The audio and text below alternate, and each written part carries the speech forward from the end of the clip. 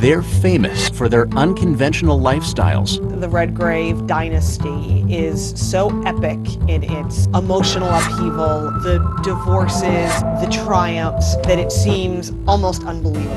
They're famous for their ardent political views. The conventional view is pity about the politics, great actors, if only they'd keep quiet. This is absolute rubbish, all this talk about anti-Semitism. Then they became famous for tragedy. Natasha Richardson. I still can't believe she's gone. It's an amazing hole that will never be filled.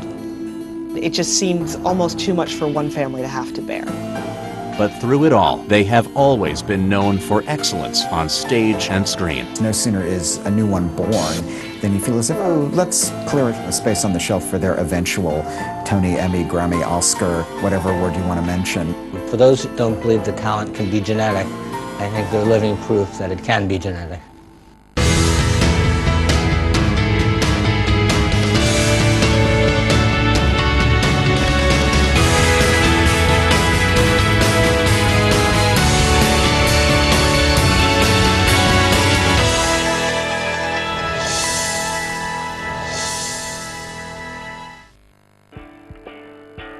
By the first decade of the 21st century, the Redgrave family had achieved an unprecedented level of fame. Probably in England, you know, the Redgraves would be akin to the Kennedys in terms of the fame of the name. The Redgraves are the British theatre. In all their contradictions, in all their variety, in all their ups and downs, in all their greatness and sometimes their not so greatness. Stardom had passed from the acclaimed actor Sir Michael Redgrave to his famous daughters, Vanessa and Lynn. Vanessa's daughter Natasha was famous both in Hollywood and on Broadway. Her sister Jolie was on a hit television show. In fact, several more Redgraves were working actors. Natasha's husband, Liam Neeson, had become one of cinema's biggest stars. The family seemed to have the Midas touch. Then, tragedy struck. Well, despite a great deal of speculation, we still have no official word on Natasha Richardson. Fans learned first that Natasha Richardson was in a minor skiing accident, but soon it was clear the injury wasn't minor at all. Within a day, the world was shocked to hear that this star of stage and screen had died of an epidural hematoma, internal bleeding within her skull. You know, when something like that happens so quickly, you're just in shock. It was a tiny accident. It shouldn't have led to her death. Then the horrible news kept coming. Just over a year later, Vanessa and Lynn's brother, the well-known political figure and actor Corin Redgrave, was dead. And just a month after that, the beloved actress Lynn Redgrave succumbed to a long battle with breast cancer. The tragedies that Vanessa Redgrave endured are unthinkable. She lost her daughter, her brother, and her sister all within a year. Yet Vanessa Redgrave endured and even triumphed. Most people, having lost the kind of that many family members, would just curl up in a ball and disappear, you know?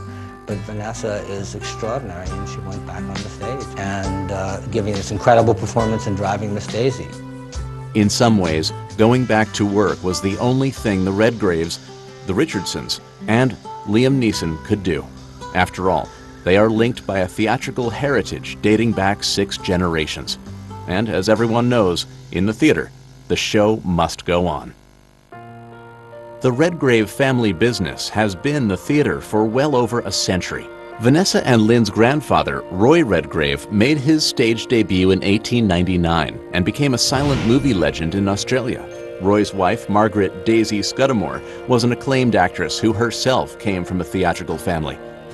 And Roy and Daisy's son, Michael, born March 20th, 1908, would grow up to be one of Britain's most celebrated and most conflicted actors.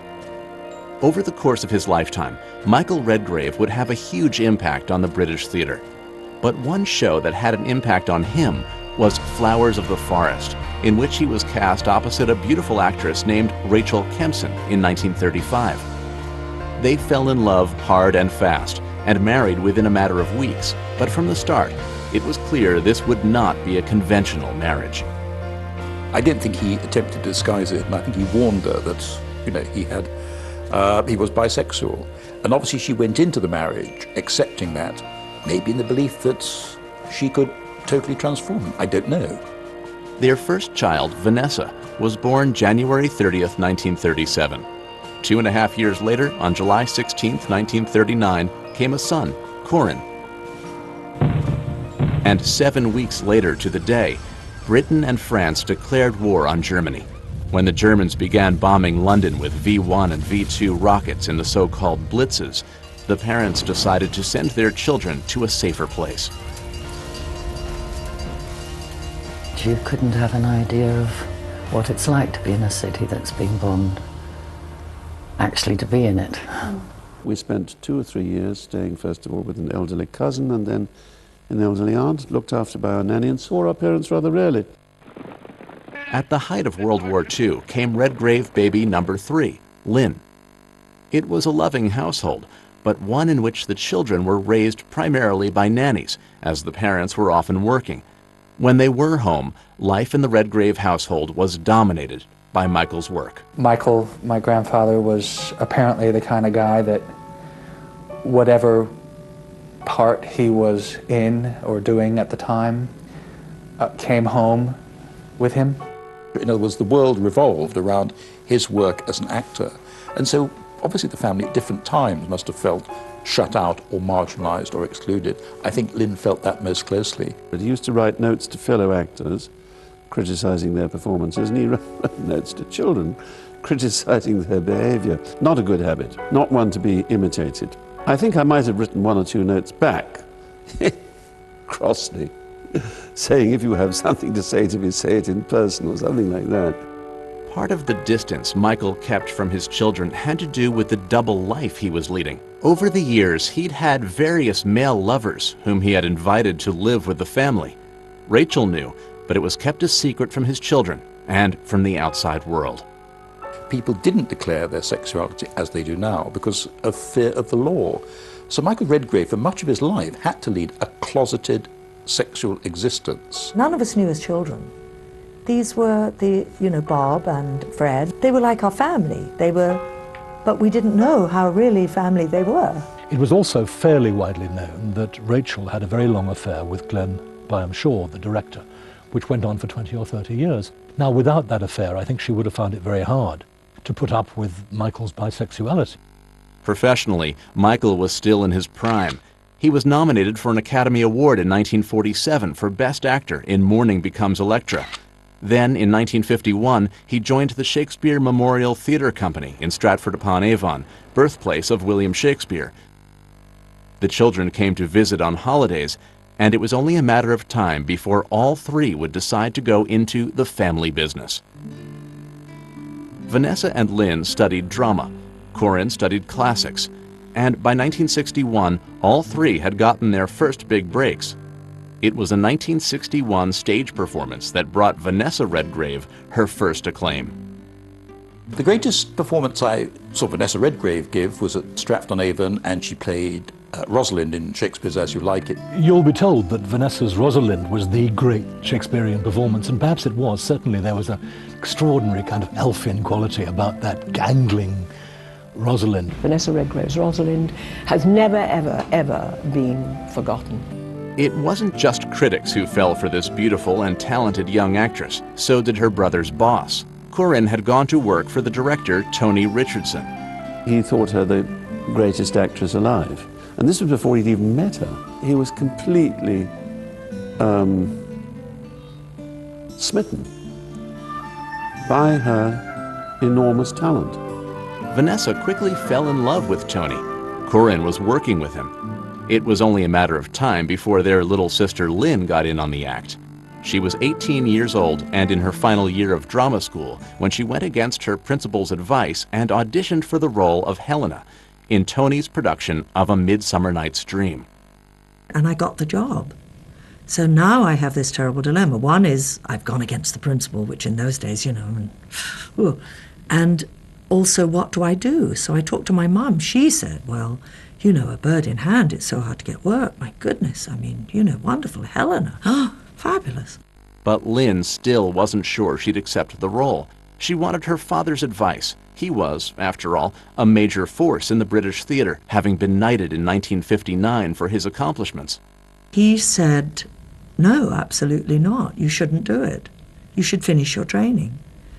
And I hung up the phone and I was angry beyond belief. I'd never felt such anger, which made me know that what I really wanted to do was do the job. The show didn't garner exactly glittering reviews, but it did set Lynn's career on its way. The next year, 1962, Tony and Vanessa married. To many, it was a strange case of history repeating itself. I think at the time I was on tour with a student company, and someone in the company very knowingly said, she's making the same mistake as her mother, meaning that she was marrying, obviously, an attractive bisexual man. But what's always struck me is how recklessly in love Vanessa was with Tony Richardson. Tony's career was hotter than ever. In 1963, he won the Academy Award for Best Director for his movie Tom Jones. On May 11th of that year, he and Vanessa had their first child, a daughter, Natasha Jane. 1965 brought two more babies into the Redgrave fold, a daughter, Gemma, to Corin and his wife, and another daughter, Jolie Kim, to Vanessa and Tony. Tony was working non-stop now, often away from home, and by now he had earned a reputation as an actor's director. You know, I think of what my husband, Tony Richardson, wonderful iconoclast, brilliant director, such fun to be with, such fun to work with. And he made it fun for everybody. But the time Tony spent away from his family proved costly. By 1965, he was in love with one of his leading ladies, the French actress Jeanne Moreau. Vanessa and Tony divorced 2 years later. It isn't tragic when a marriage ends. It depends how you play it. And you're probably aware that Vanessa and Tony remained very, very, very firm friends. In 1966, Vanessa was set to star in a movie called Georgie Girl, but it never came to pass. The rumour was that Vanessa tore up the script and threw it in the river Tiber. She was in Rome at the time. I like that story. I don't know if it's true, but that was the rumour. Vanessa pulled out of the picture, and the lead role was then offered to Lynn. The coming-of-age story about a frumpy wallflower of a girl would be Lynn's biggest break yet. No, è il mio. Posso vederla domani? See you domani? Hey, what about tonight? Thought you high tides are supposed to be fast workers. Andremo al Colosseo. The Colosseum, but I want to be alone with you. Hey, get on with it. È un monumento interessante. Oh, no momento! The role was made for Lynn Redgrave, who was slightly frumpy herself at the time. The reviews came out, and they were unanimously thumbs up. It's clearly of the 60s, but unlike some of the 60s films, some of which I've been in, which feel like, that was a hit? It is a classic, there's no question. Not everyone in the 60s was quite as sexually successful as it was assumed. Some people were always left behind, and I think Lynn's performance must have symbolised what it was like to be the wallflower in that astonishing decade. Lynn was nominated for an Academy Award as Best Actress in a Leading Role. One of her competitors in that category turned out to be her sister, Vanessa, for the movie Morgan, A Suitable Case for Treatment. And both Redgraves were up against a formidable opponent, Elizabeth Taylor, for Who's Afraid of Virginia Woolf.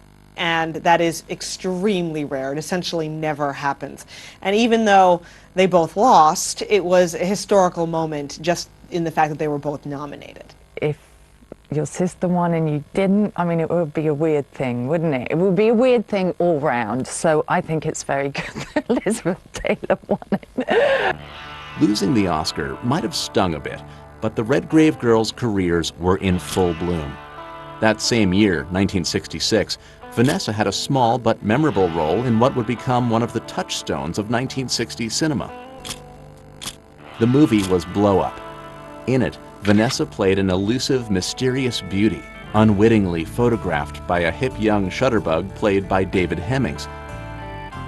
From the moment her character takes off her shirt in an avant-garde seduction scene, Vanessa Redgrave became a cultural icon. The Redgrave sisters were hot. In March 1967, they landed side by side on the cover of Time magazine. Together, they were considered the ultimate it girls of swinging 1960s London. they had achieved a level of fame rivaling their parents, and it was only the beginning.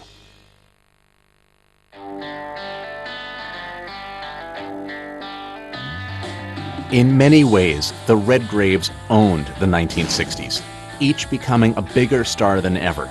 By the end of the decade, Sir Michael, who'd been knighted for his accomplishments in 1959, and his wife, Lady Rachel Kempson, had 6 grandchildren. As for their children, Vanessa, Lynn, and Corin, they were living lives that were arguably as dramatic offstage as they were on. All families are strange, and I think the Redgraves are probably no more stranger than most of us.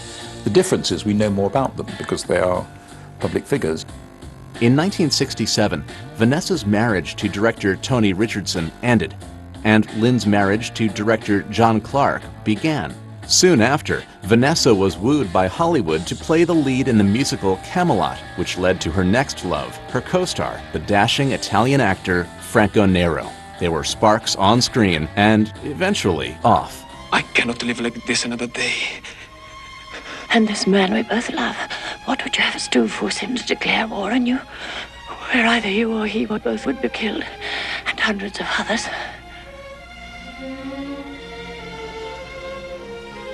When I first met Franco, he was very unimpressed by me. The first time he saw her, she really wasn't looking her best and sort of had glasses and the hair wasn't sort of done and, you know, she hadn't been made up at all and sort of just, you know, the light didn't quite catch her. He didn't understand why she was being cast for this extraordinary role. Nevertheless, the two discovered they had a lot in common. Franco and I just started doing things which we found out we both loved doing, like shooting clays and going fishing and riding horses. Then when he finally saw her on set, he just was completely blown away by her brilliance and her beauty. After Camelot wrapped, Vanessa and Franco were an item. And the next year, she gave another tour de force performance as the dancer Isadora Duncan. She was nominated for her second Academy Award in 2 years. I thought she was incredible in Isadora. Probably when I was much younger and I saw her, I concentrated more on the costumes or something. In 1969, Vanessa and Franco had a son, Carlo. Vanessa raised him in England with his sisters, and he spent holidays with his father in Italy. It was a happy, if unconventional, childhood. Vanessa and Franco stayed unmarried. The romance of Vanessa Redgrave and Franco Nero is really epic. It's almost like a soap opera. They were young lovers, passionate lovers, fiery together. They had a son together, but maybe because there was almost too much passion there and because Vanessa is a Redgrave after all, nothing can ever be normal, they couldn't make it work. I think it was just that they were living in different countries and their careers were so busy, and there just came a point that it was like one had to give up everything for the other, and I think they were both just set on their roads. I'm very grateful for the time I had with my sisters. I could have been raised perhaps by my father in Italy, but he tells me that this was partly his decision. So I've experienced both worlds as obviously a sibling and as an only child. When Vanessa was shooting Mary, Queen of Scots in 1970, which would become her third Oscar-nominated role, she fell in love with another co-star, actor Timothy Dalton. They were together for a few years. Timothy, I consider a member of my family also. He's a great family friend and we love him and all still very much in each other's lives. By now, Vanessa's greatest passion was reserved for political causes. Civil rights in Ireland, the military dictatorship in Chile, Israeli treatment of Palestinians in the Middle East, the Vietnam War. Activism was a Redgrave family trademark. To a large extent, Michael was where the rebellion started. Michael was blacklisted, one forgets, in the war by the BBC for being, I think, pro-communist. Ludicrous nowadays. But actually, he started the family's sense of rebellion, of not fitting in. That was just the way the family was. They were outspoken in the best sense of the word. They said what was on their mind, and they were supportive of things that they believed in. By 1974, Vanessa had joined ranks with her brother Corin in the WRP, the Workers' Revolutionary Party, and dedicated herself to being a socialist. She ran for parliament in 1974 and lost. Politics now took precedence over just about everything else. I think for a long time, Vanessa and Corin were so wrapped up in the Workers' Revolutionary Party and their various admirable socialist causes that they didn't really have much time for the acting. Or if they did, it was always secondary to the political life. I think that, you know, my mother did possibly, you know, make some mistakes that I now, as a mother myself, understand. You try and do your best. Nobody's got a rule book. Inevitably, there were situations where, because of her beliefs, her convictions, you know, there might have been tension, and we may have felt as children that, you know, perhaps something might happen to our mother because of what she believed in. And one of Vanessa's causes landed her in the hot seat. It was a documentary called The Palestinian that took a sympathetic look at the plight of the Palestinian people.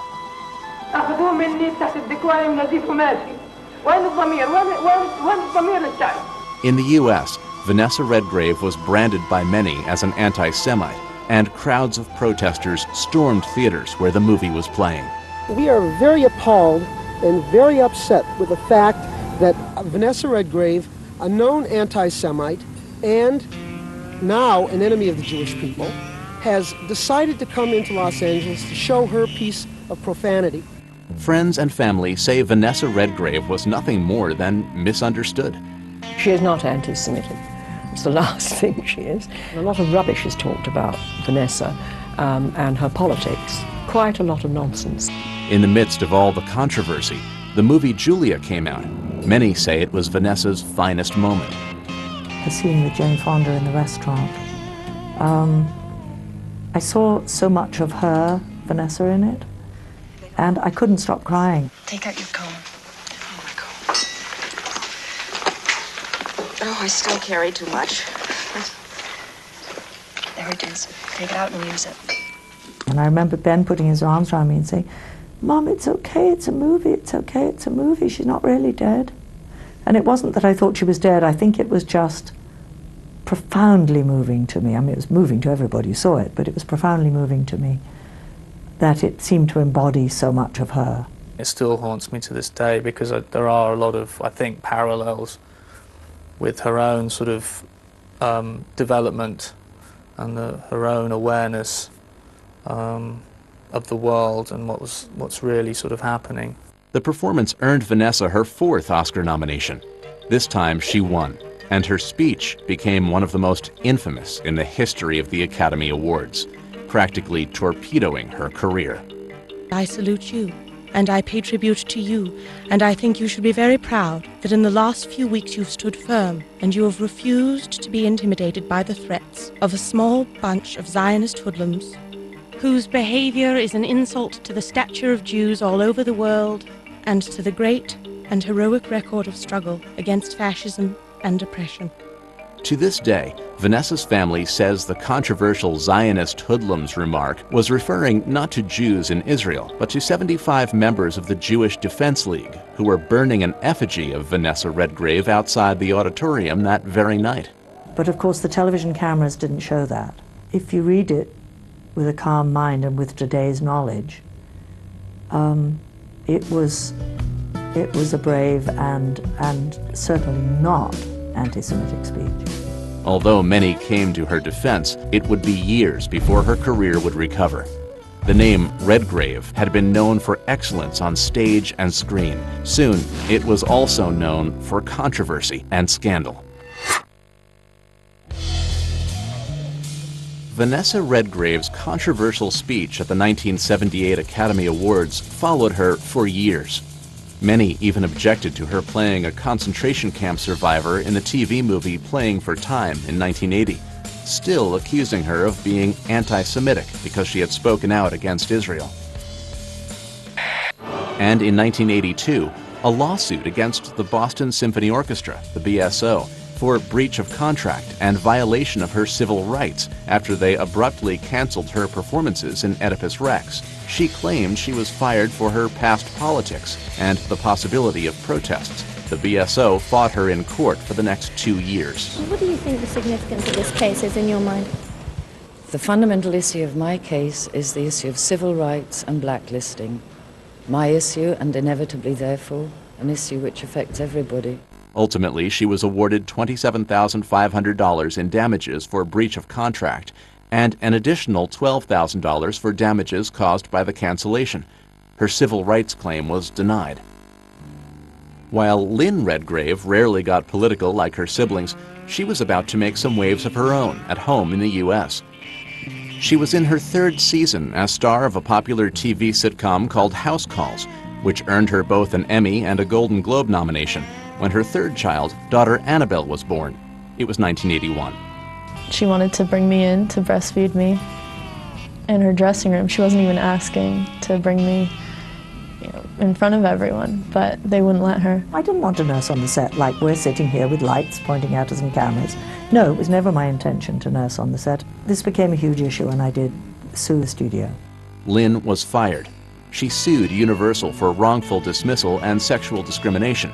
It was a bold move. When my mother left House Calls, with the lawsuit, which was an ongoing battle for quite some time, I don't think that she got a whole lot of offers. I don't think she was particularly popular, certainly not in TV land. They said that they had offered me an extra dressing room, that they had always offered me every sort of facility to change my schedule to accommodate my breastfeeding, and that I was lying. I just wanted more money, and that was all I wanted that I had used this as a ploy. The case lingered in the California courts for 7 years, and Lynn ended up persona non grata in Hollywood. It was a pretty terrifying time, quite honestly, which ended after many years with my losing the battle but winning the war, in that I totally lost the case, lost thousands and thousands and thousands of dollars, not to mention the fact that for as long as the case was pending, there were many people who didn't employ me or wouldn't employ me because maybe that would offend somewhere. Okay, just easier to say, let's not do that. Lynn fought for what she believed in, and even though she lost the case, she felt victorious as studios began to offer on-site daycare. It makes me very proud of her. I mean, that's great to have done that, even if she didn't win and everyone kind of shunned her. I think she feels like she was kind of blacklisted for a while after that. Lynn was out of work for much of the 1980s, but then something miraculous happened. She had battled her weight most of her adult life. Now, Lynn finally lost the weight she wanted and kept it off with the help of Weight Watchers. And it just happened they were looking for a spokesperson. She jumped at the opportunity. My film career was essentially completely at a halt. I mean, forget it. And so was my television career to a great extent. And suddenly I'm offered a really, really, really nice contract to do something that I did actually believe in. And they saved my life both financially and, in fact, by putting myself forward as some sort of a role model, it actually kept me on the straight and narrow for long enough to totally beat the old binge and starve routine.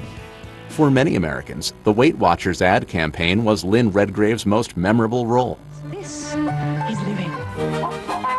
If you've ever had a fajita, then you know that it really is neater, filled with onions and peppers and meat. Ah, delicious Weight Watchers fajitas. New chicken or beef fajitas. This is living. The fact that she was willing to take a public role in something as personal and, for some people, embarrassing situation as needing to lose weight really resonated with people. They really felt as though any sort of upper crust British aristocracy bearings that she once had been stripped away, and she was now connecting with people on a much more personal level.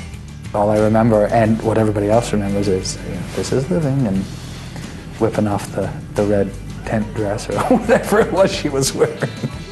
All the Redgrave kids had fought their battles, and now their father, Sir Michael Redgrave, was fighting his own.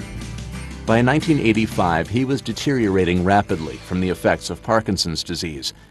He was living in the family retreat, Wilkeswater, working on his memoirs with the help of his son Corin, when he made an emotional confession. So I think Michael said, I've been bisexual, and that's putting it mildly, or that's the least of it, for most of my life.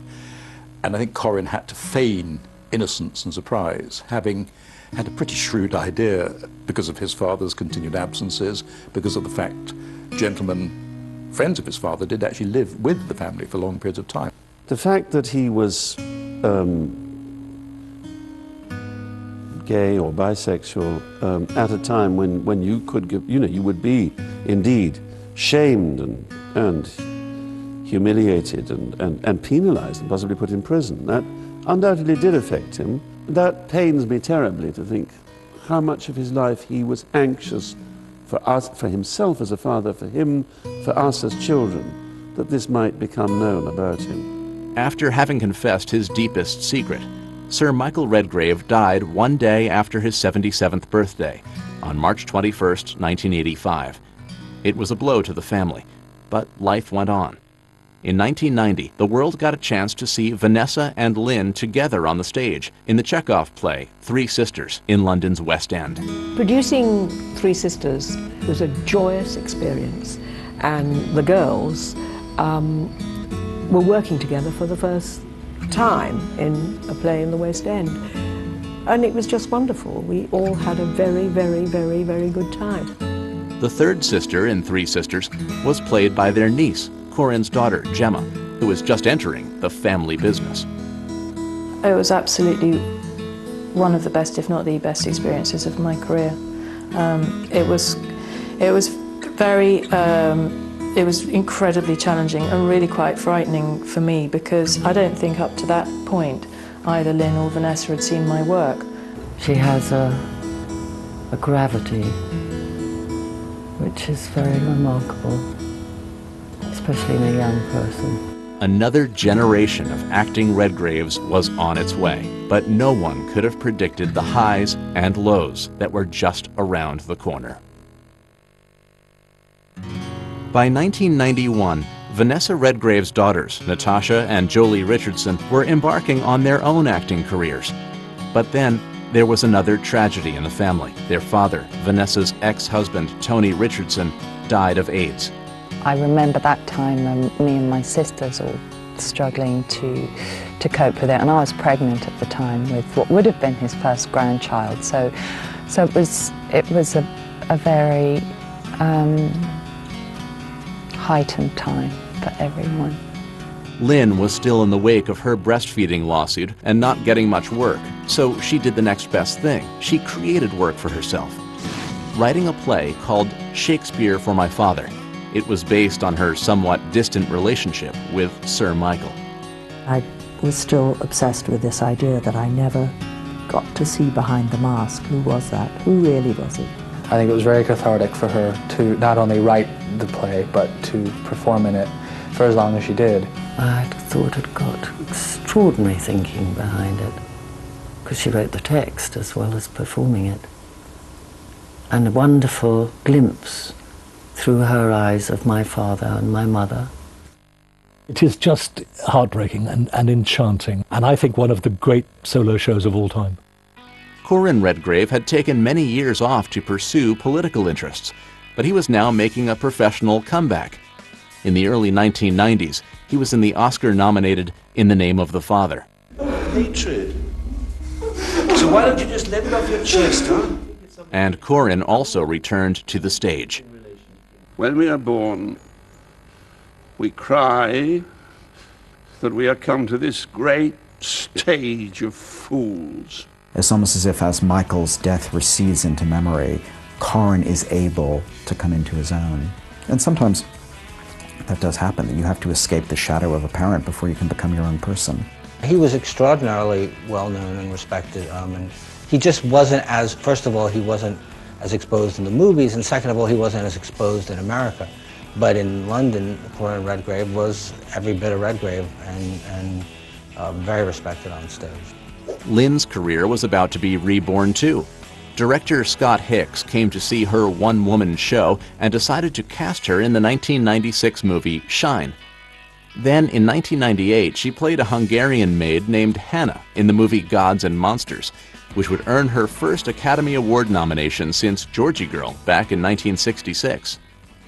You must think I'm terrible, Hannah. I don't think you're anything anymore. Just back from the hospital already, you're chasing after boys. What a character, and I love playing her so much that when I finished filming, which was before the film actually finished, it was a few days before, so it was my final day, and I said, done my final shot and hugged all the crew. I went and sat in my room, and I couldn't take my costume off. I didn't want to leave. But the joy of being nominated for an Oscar was soon shattered. While promoting the film, Lynn learned that her husband, director John Clark, had fathered a child out of wedlock. The story hit the tabloids and threw her life into a tailspin. It was really hard to see them both go through that after so many years. They were together for 32 years. It's a hell of a long time. That's my entire youth, middle age, everything. And that's a very long time to have always been a couple, to have been a we instead of an I. After the breakup of her marriage, Lynn lost the Best Supporting Actress Oscar to Dame Judi Dench for her 8-minute appearance in the movie Shakespeare in Love. It was a blow to the whole family. I think we were a little bit disappointed that it went, I mean, Judi Dench is amazing, but we were kind of thinking like for, what was it, 8 minutes? So we were kind of like, next time you're going to have to do a much smaller role. It's not to take anything away from her, but of course, you know, being my mother's son, I'm like, damn it. You know, I wanted her to win.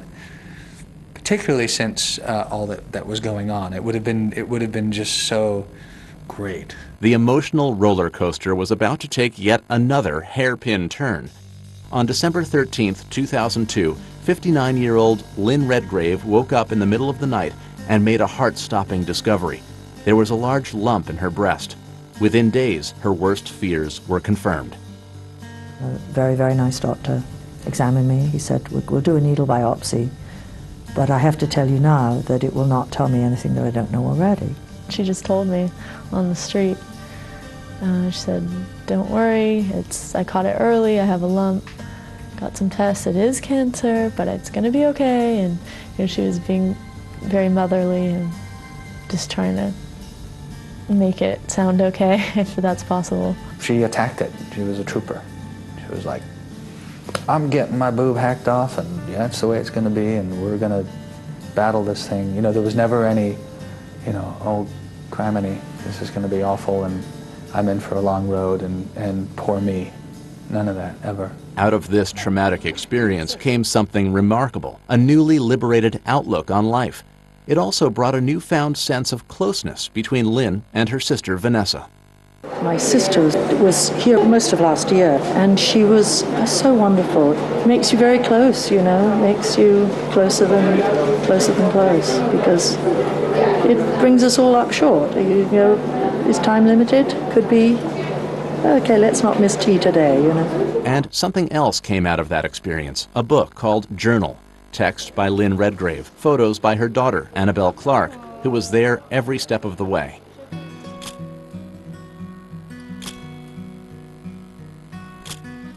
It was a bold statement from a beloved figure. You know, a lot of people, when they're sick, when they have cancer, they don't want to talk about it because they don't want to feel, they don't want to appear weak, they don't want to appear that there's anything wrong. And I remember watching her always be so supportive of women's causes in health.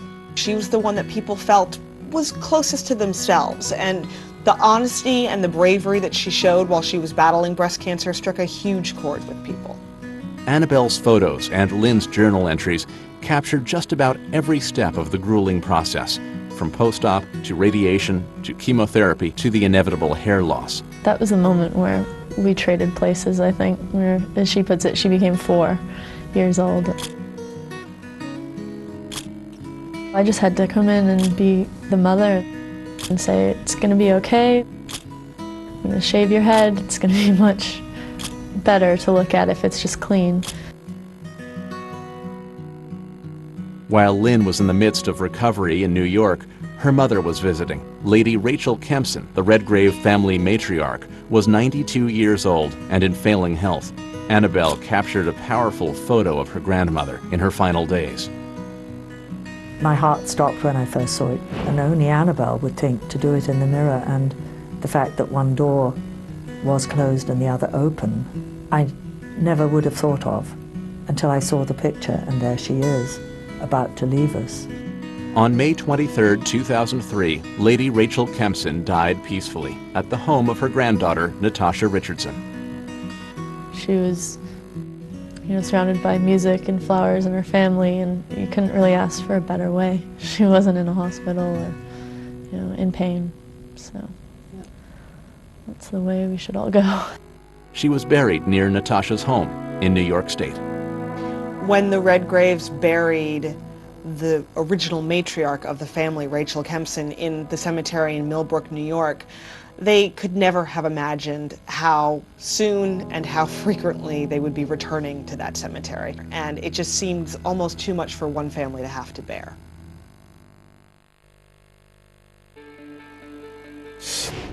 In the middle of the first decade of the 2000s, the Redgrave family was on the upswing. Corinne Redgrave was acting again. Lynn seemed to be winning the battle against cancer. And Vanessa continued both her acting career and her political activism.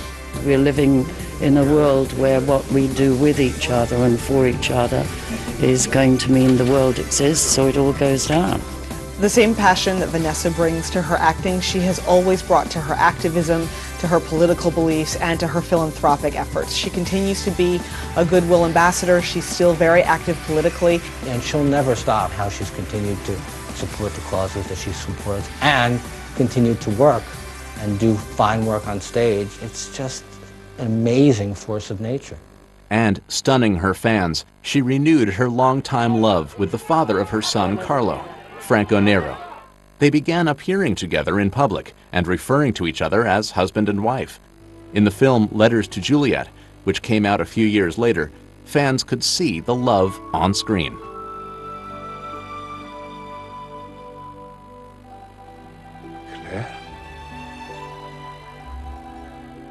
In the meantime, the next generation solidified the Redgrave birthright. Although not all of them have taken to the stage. Lynn's son is a commercial pilot, for instance.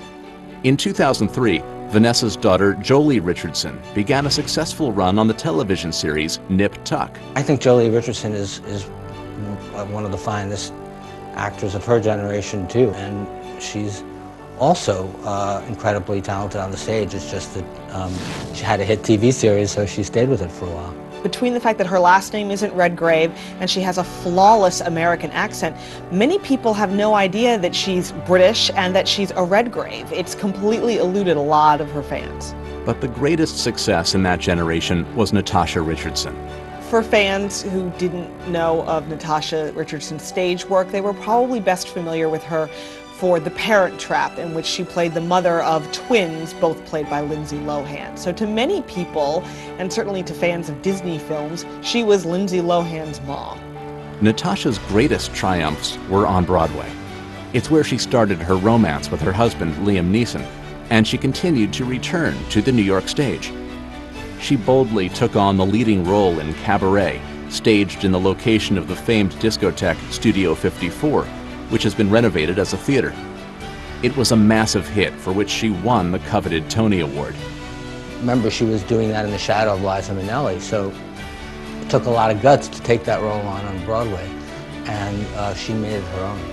And I think now, and probably for many generations to come, when people think about Sally Bowles, they'll think about Natasha Richardson. In 2005, she returned to Broadway, playing Blanche Dubois in A Streetcar Named Desire. It never seemed to scare her to take on these iconic roles. I thought she really showed the vulnerability of Blanche Dubois in a way that I'd never seen it shown before. The family had long collaborated with each other. Carlo Nero is a director, and Vanessa has acted in a few of her son's films. And Vanessa took a recurring role with Jolie in Nip Tuck. But for a remarkable period in 2005, Natasha was appearing in Streetcar. Her Aunt Lynn was a few blocks away in The Constant Wife, And across the river, at the Brooklyn Academy of Music, her mother was appearing in Hecuba. But during this time, a crisis. Across the Atlantic, Corinne Redgrave collapsed at a public meeting in England. It was a heart attack. I remember the family getting together and saying to each other, what should we do? And their feeling very strongly was that Corinne would have wanted the show to go on, because that was the sort of ethos of the Redgrave family. And so the shows went on. They didn't miss performances, and all 3 shows went on. Corinne survived, as did the Redgrave tradition of activism. Natasha became a major spokesperson for AIDS research. Natasha lost her father to AIDS, and it's not surprising that she was very active with a charity organization known as AMFAR, which is dedicated to eradicating AIDS, raising awareness, raising funds. This became her passion in life and something that she felt very strongly about. Then, the Redgraves' fortunes turned around with a sickening abruptness. While taking a beginner skiing lesson in Quebec, Canada, Natasha Richardson took what at first seemed like a minor spill. The timeline of Natasha's accident is terrifying. Hearing that she'd been in an accident, and then hearing, well, no, it was a minor accident. She fell and hit her head, but she was talking, she was joking afterwards. She waved off medical attention. So it would seem that she would have been fine. And then hearing a few hours later, no, she's been rushed to a hospital in the area. And thinking, well, all right, well, she should get treatment there. And then hearing, no, she's being airlifted to a more intensive hospital. And then the news got worse and worse and worse. And then the news came that no, she was being transported to New York so that her family, her friends, her loved ones could say goodbye. It's just, you can't believe that somebody like that is taken away in such a strange and arbitrary kind of minor accident. Natasha's death has made everyone stop and think. They're all remembering the fact that Natasha Richardson felt fine after she fell, and a few hours later, she was dead. That haunts people to this day. Now people are wearing helmets skiing, wearing helmets bicycle riding, who didn't wear it before. And I really believe that thousands of lives will be saved because Natasha's was taken. So even in death, this extraordinary woman had a profound impact on other people's lives. The family gathered to bury her in the cemetery near her home with Liam Neeson in Millbrook, New York. It was the same cemetery where her grandmother rested. Devastated, Neeson threw himself into his own work. The Redgraves are a classic the show must go on sort of mentality. That's something that their family has always had. And it's interesting that Liam Neeson seems to have exactly the same mentality. Then, barely more than a year later, Natasha's uncle, Corinne Redgrave, succumbed to his illnesses in England. And just a month after that, the clan returned yet again to the family cemetery in New York to bury the legendary Lynn Redgrave. Her many fans have marveled at how Vanessa Redgrave has continued on. Watching what she's gone through and how she's held the family together through all the adversity of the past couple of years, how she's been a support to Liam, how she's been with the grandkids, and how she's continued to support the causes that she supports and continued to work and do fine work on stage. It's just an amazing force of nature. Her interpretation of the title role in Driving Miss Daisy was so popular on Broadway, the run had to be extended, and plans commenced to transfer the production to London's West End. Predictions that this is the end of the line for the amazing Redgrave legacy are premature. In fact, an unprecedented 7th generation is likely to emerge. Jolie's daughter, Daisy Bevan, has already appeared in films. Carlo Nero has children, as does Gemma Redgrave. And then there are the progeny of Natasha Richardson and Liam Neeson. With parents like Liam Neeson and Natasha Richardson, the two sons that they had together would seem to have all the right genetic makings of superstars. There should be nothing holding them back except for their own desires, should they want a future in show business. This dynasty continues to be strong. It hasn't petered out. We find in a family occasionally that there are 2 actors who produce people who can't act, and they go and do other things. That has not happened here. Well, the Redgraves are theater royalty. I don't know if there's any equivalent in America.